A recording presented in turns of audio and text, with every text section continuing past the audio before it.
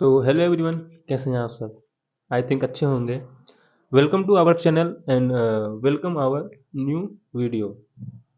सो इसमें आज हम ये डिस्कशन करेंगे कि क्या एक्सनेस इंडिया में बैन हो गया है। आजकल ये रूमर्स बहुत ज़्यादा ही कुछ फैल रही हैं कि एक्सनेस इंडिया में बैन हो गया है। तो ऐसा कुछ भी नहीं है, एक्सनेस इंडिया में बैन नहीं हुआ है। एक्सनेस इंडिया में बैन नहीं हुआ है। एक्सनेस ने बस अपने सर्वर को मेंटेन करने के लिए उसने ये बताया है कि 3 महीने या 4 महीने तक वो इंडिया में न्यू अकाउंट्स नहीं ओपन करेंगे। जो एक्सनेस का अपडेट मिलके आ रहा है, नया अपडेट जो एक्सनेस ने बताया है, उसमें उसने यही बताया है कि वो इंडिया में न्यू अकाउंट्स नहीं ओपन होने दे रहे हैं। सो एक्सनेस कभी ऑफिशियली इंडिया में बैन नहीं हुआ है, लेकिन आरबीआई ने 2022 में उसको अलर्ट लिस्ट में शामिल किया था। मतलब ये अनऑथराइज्ड है and under FEMA RBI regulation.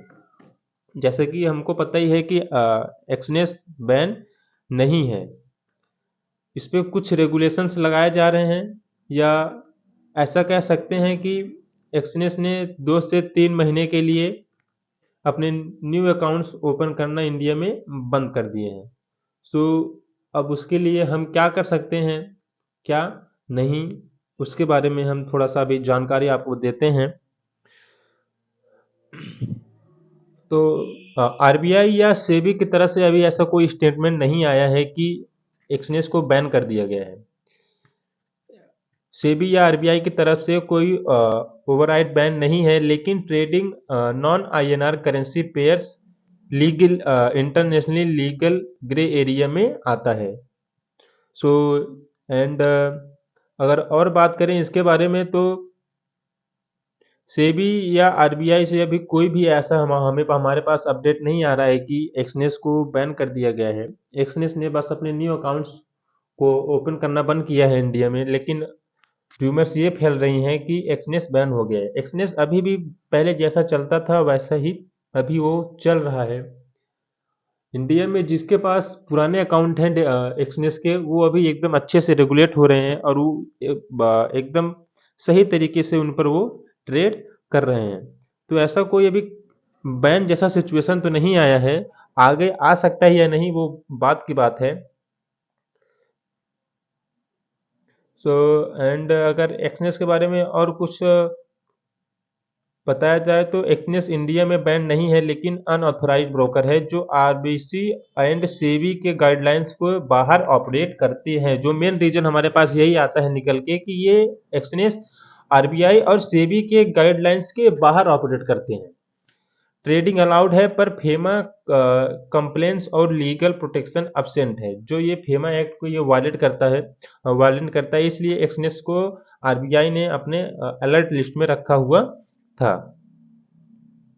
And इसमें कुछ स्कैम्स और विड्रॉल इशू भी रिपोर्ट हो रहे थे इंडिया में यूजर एक्सपीरियंस मिक्स्ड है। कुछ स्टोरीज हैं जो स्कैम्स और विड्रॉल इश्यूज भी रिपोर्ट कर रही थी। अगर आप एक्सनेस में यूज कर रहे हो तो इसको आईएनआर से अगर आप एक्सनेस यूज कर रहे हो तो करिए, उसमें कोई प्रॉब्लम नहीं है।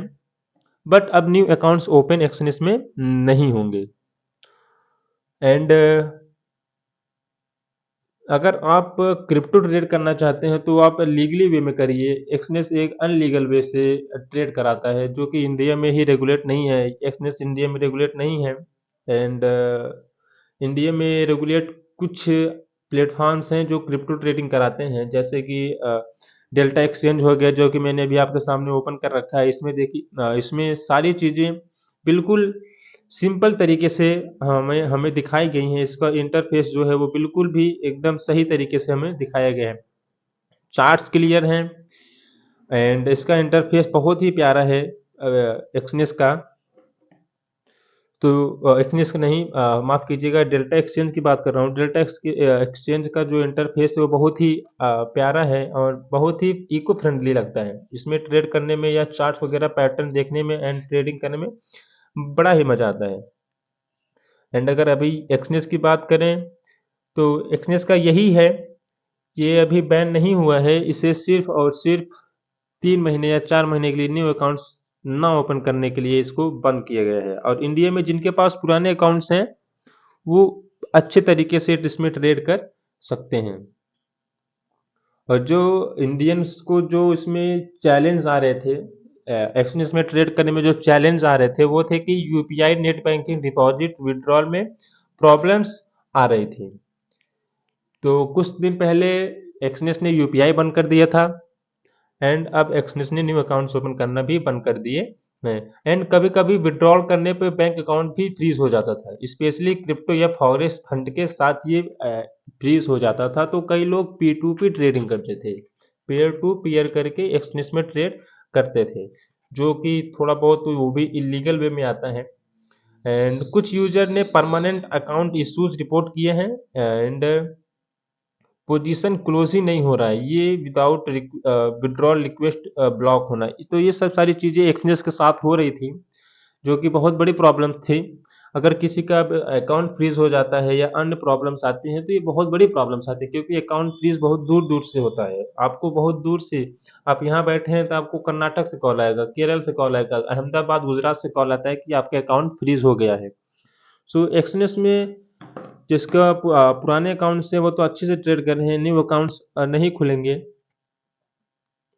एक्सनेस ऑफिशियली तो बैन नहीं हुआ, बाद में एक्सनेस के साथ क्या हो सकता है क्या नहीं उसकी तो अभी कोई जानकारी नहीं आएगी। लेकिन जो नई जानकारी यही है कि एक्सनेस में ट्रेड करने के साथ साथ बहुत सारी प्रॉब्लम्स का फेस करना पड़ रहा था इंडियंस को। सो अभी तो एक्सनेस ने न्यू अकाउंट्स ओपन करना बंद किया है। जैसे ही कुछ न्यू अपडेट्स आते हैं तो मैं आपको जानकारी देता हूँ। चैनल पे आइए, चैनल को सब्सक्राइब कीजिए, चैनल पे बने रहिए। अगर कुछ न्यू जानकारी से आपको चाहिए या ट्रेडिंग से रिलेटेड, न्यूज़ से रिलेटेड या अदर चीज़ों से रिलेटेड, तो उसका आप कमेंट कीजिए, मैं उस पर ज़रूर एक डेडिकेटेड वीडियो बना के अपलोड करूँगा। धन्यवाद।